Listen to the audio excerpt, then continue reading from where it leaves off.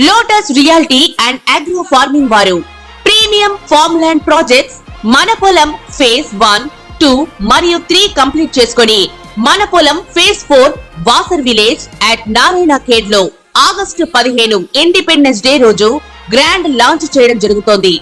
Launching మరియు independence day సందర్భంగా 5 guntas land out rate లో బుక్ చేసుకున్న వారికి 1,50,000 రూపాయల డిస్కౌంట్ తో పాటు 2 గ్రాముల గోల్డ్ ఫ్రీగా ఇస్తున్నారు. పూర్తి వివరాలకు సంప్రదించండి.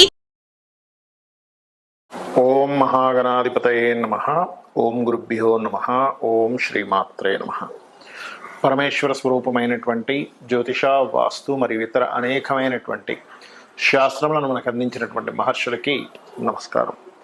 హయగ్రీవ హయగ్రీవ హయగ్రీవేతియో వధేత్తస్య నిస్సరతే వాణి జన్హుకన్యా ప్రవాహవత్. అరుణాం కరుణాతరంగితాక్షీం ధృతపాశాంకుశపుష్పబాణ చాపాం అనిమాదిభిరావృతాం మయూకైః అహమిత్యేవ విభావయే భవానీం. శ్రీమాత్రే నమః. ప్రేక్షకులకి ఆ లలితాంబిక అమ్మవారి యొక్క అనుగ్రహం పరిపూర్ణంగా కలగాలని మనస్ఫూర్తి కోరుకుంటూ, మనకి ఇప్పుడు మనం చెప్పుకోబోయేటువంటిది ఏంటంటే కుజుడుకు సంబంధించింది. చాలామంది స్తంభన అనుకుంటున్నారు, కానీ కుజ స్తంభన కాదు. అది కుజుడు నీచ పొందుతున్నాడు. ఎప్పటి నుంచి అంటే మనకి అక్టోబర్ 21వ తేదీ నుంచి నీచ పొంది కరెక్ట్గా డిసెంబర్ 6వ తేదీ 6, 7 తేదీల్లో మళ్ళీ వక్రిస్తాడు. అదే నీచపడి వక్రిస్తాడు. వక్రించి జనవరి 22వ తేదీ వరకు వక్రించి మళ్ళా కర్కాటకంలోనే ఉంటాడు. అంటే దాదాపుగా ఆయన ఎంటర్ అవ్వడము ప్లస్ వక్రించి అక్కడే ఉండడం. దీన్ని బట్టి ఏమంటారంటే ఎక్కువ కాలం ఉంటున్నాడు కాబట్టి స్తంభన అనుకుంటారు. కానీ స్తంభన అనేటువంటిది ఏంటంటే అసలు ఎక్కడా కూడా కొన్ని డిగ్రీలు కూడా ముందుకు కదలకపోతే దాన్ని స్తంభన కింద తీసుకోవాలి. స్లో మూమెంట్ ఉంది కాబట్టి కొంతమంది స్తంభన అంటారు. బట్ అక్కడ ఇచ్చే ఫలితం చూడాలి. స్తంభించినా, వక్రించినా, నీచబడ్డా, అంటే ఒకవైపు నీచబడున్నాడు, వక్రించున్నాడు.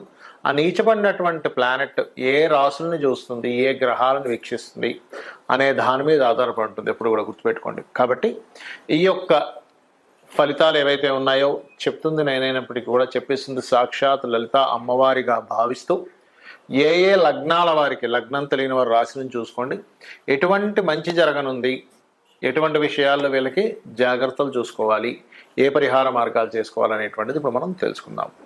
ధనస్సు లగ్నము, ధనస్సు రాశి.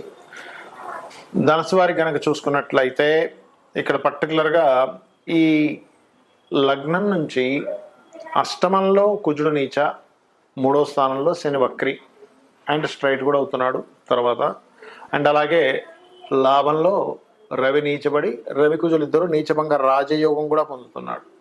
అంటే దీనివల్ల ఏమిటంటే చూడండి, ఎప్పుడైతే ఈ యొక్క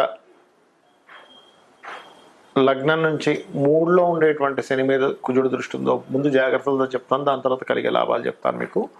3లో ఉండే శని మీద, వక్రించిన శని మీద ఎప్పుడైతే కుజుడు దృష్టి ఉందో, ఇది పర్టికులర్గా ఏంటంటే ఎవరికైనా మధ్యవర్తిత్వంగా మీరు డబ్బులు ఇప్పించడం కానీ, అది కూడా ముఖ్యంగా అన్నదమ్ముల వరుస వారికి, లేదా మీ ఇంట్లో ఎవరైనా బాగా ఏజ్డ్ పర్సన్ వాళ్ళకి సంబంధించిన సిబ్లింగ్స్ వాళ్ళకి ఏదైనా మీరు ధనం ఇచ్చినట్లయితే ఆ యొక్క విషయాల్లో క్లియర్గా పేపర్స్ మీద, బాండ్ పేపర్ మీద రాసుకోండి.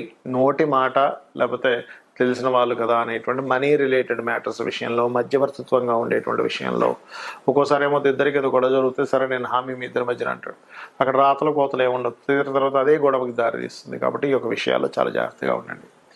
పిహెచ్డి చేసేటువంటి వారు ఎవరైతే ఉంటారో, ఎప్పుడైతే కుజుడు అష్టమ స్థానం రీసెర్చ్ హౌస్లో ఎప్పుడైతే కుజుడు ఉండి నీచ పొంది మరొక నీచ గ్రహాన్ని ఎప్పుడైతే వీక్షిస్తున్నాడో, రవి 16వ తేదీ అక్టోబర్ నుంచే మనకి మారిపోతున్నాడు కదా తులారాశిలో. కాబట్టి అప్పటి నుంచే 16కి మారినా 21కి మారుతున్నటువంటి కుజుడి యొక్క దృష్టి రవి మీద, లాభస్థానంలో ఉండే రవి మీద పడుతున్నందుకు రీసెర్చ్ మూలంగా మీకు బాగా కలిసి రావడం జరుగుతుంది, లేదా పూర్వీకుల భూముల మూలంగా కలిసి రావడం జరుగుతుంది. గుర్తుపెట్టుకోండి. Because of 8th and 11 complete positive activation జరుగుతుంది ఆ టైంలో. అంటే ఒకవైపు ఒక గొడవ కానివ్వండి, లేకపోతే ఒక యాక్సిడెంట్ ప్రోన్ లాంటిది కూడా అయినట్టయి మిస్ అయ్యి మళ్ళీ మీకు ఇట్లాంటి లాభం కూడా కలుగుతుంది. ఎప్పుడు కూడా నీచభంగ రాజయోగాలు ఏంటంటే స్టార్టింగ్లో కొంచెం బాగా స్ట్రెస్ని ఇచ్చి దాని తర్వాత అద్భుతమైన లాభాలు ఇస్తాయి. అది జన్మజాతకంలో అయినా గోచారంలో అయినా గుర్తుపెట్టుకోండి.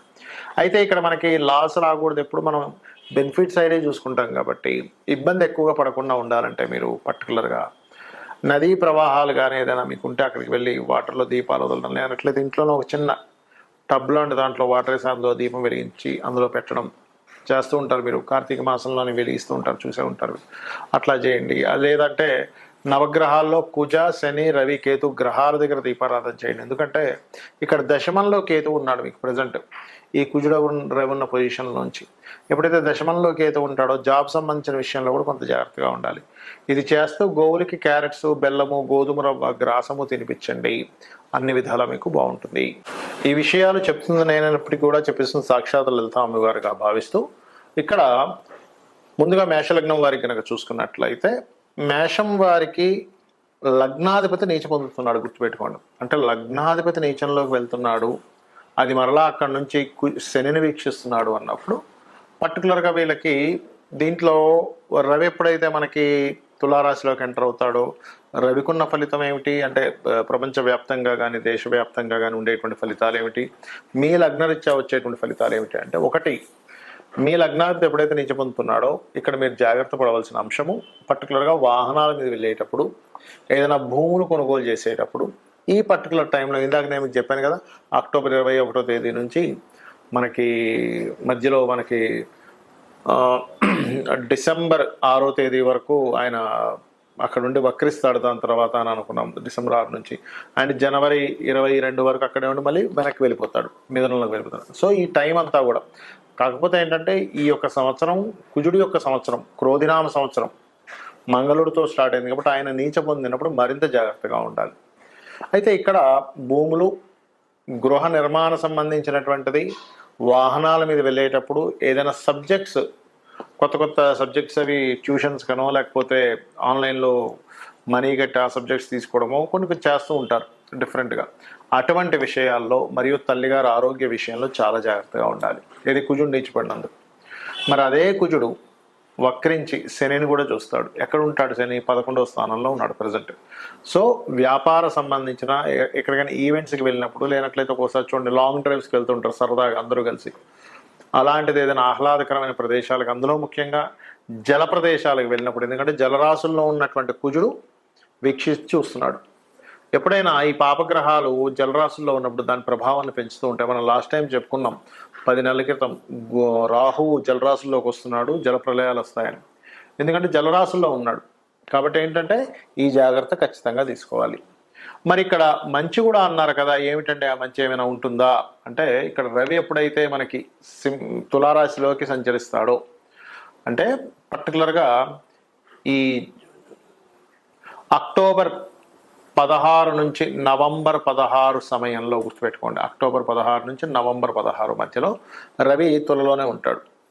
ఎప్పుడైతే తులారాశిలో ఉంటాడు రవి, ఆ సమయంలో ఈ కుజుడి యొక్క దృష్టి రవి మీద పడ్డందుకు పార్ట్నర్స్ వల్ల కానీ లేకపోతే జీవిత భాగస్వామి వల్ల కానీ ఒక గొడవలాగా జరిగి మళ్ళీ అది మంచిగా, అంటే కొంత స్ట్రెస్ ఉంటుంది. ఆ పార్ట్నర్స్, బిజినెస్లు అండ్ అలాగే సంతాన సంబంధించినటువంటి విషయాలు. ఒక్కోసారి చూడండి, అమ్మ సంతానం ఇంకా కలగరన్నారండి కానీ ఏంటో లక్కీగా అయింది అంటూ ఉంటాం. లేదా రాజకీయ సంబంధించిన, ఎందుకంటే పంచమాధిపతి నీచభంగ రాజ్యంలోకి వెళ్ళాడు అక్కడ. కాబట్టి మేషం వారికి సడన్గా ఏదో ఒక, అంటే ప్రభుత్వం మీద ఏదో వ్యతిరేకత రావడం వల్ల మీరు దాని ద్వారా మీరు హైలైట్ అవ్వడము, మేషం వారు పర్టికులర్గా ఇట్లాంటివి చూపిస్తున్నాయి. బికాజ్ ఆఫ్ పంచమం ఈ సంతానాన్ని, ఫ్రెండ్స్ని, మీ యొక్క ఆలోచన విధానాన్ని, మీ యొక్క ప్లానింగ్ని, మరియు అదేవిధంగా రాజకీయ సంబంధించిన విషయాల్లో సడన్గా ఒక మిరాకిల్ లాగా జరిగేటువంటి యోగాన్ని ఇస్తాడు అక్కడ రవి. కాబట్టి ఈ జాగ్రత్తలు ఇవి తీసుకోవాలి. మరి రెమెడీ ఏం చేసుకోవాలి? కుజుడు, శని గ్రహాల దగ్గర దీపారాధన చేయండి. వీలైతే రవిగ్రహం దగ్గర కూడా దీపారాధన చేయండి. గోవుకి బెల్లము, క్యారెట్స్ తినిపించండి. అన్ని విధాలా బాగుంటుంది. ఇక మనము దేశవ్యాప్తంగా, ప్రపంచవ్యాప్తంగా ఎటువంటి ఫలితాలు వస్తాయో కూడా తెలుసుకుందాం.